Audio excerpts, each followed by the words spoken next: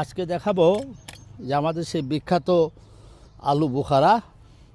এই আলু বোখারায় যে এদিকে আনো ক্যামেরা, দেখেন কিভাবে ধরছে আলু বোখারা। তো বেশি পেকে গেছে, তো পেকে যাওয়ার পরে সব দেখেন এই যে নিচে পড়ে গেছে।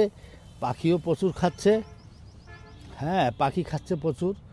তারপরে ফলনটা দেখেন, এবং এইটা এবং এখন মানে পেকে গেছে, তো এখন একটু মিষ্টি হয়েছে মনে হয়। এই যে আপনাদের দেখাই এই যে ব্যাপারটা, একটু আমি খেয়ে দেখাচ্ছি।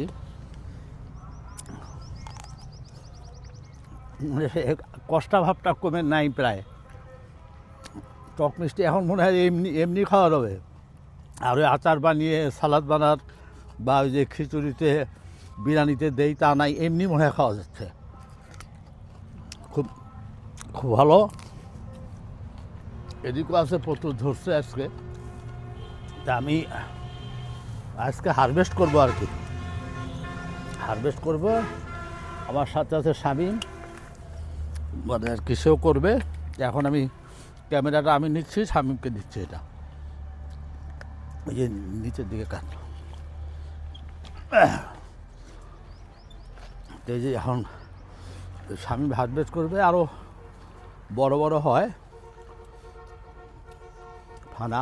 প্রত্যেক বছরই এটা হচ্ছে। তবে যারা আমাকে আগে চারা নিছে কেউ আমাকে রিভিউ দিচ্ছে না। এটা তো বেশ বড়ই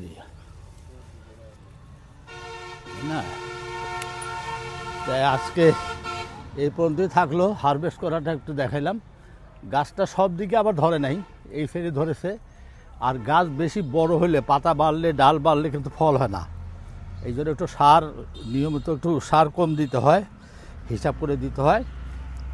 তো রোদ পেলে এবং যদি সার একটু কম হয় তো ফলন বেশ ভালোই হয়। আজকে এই পর্যন্তই শেষ করি ইনশাল্লাহ।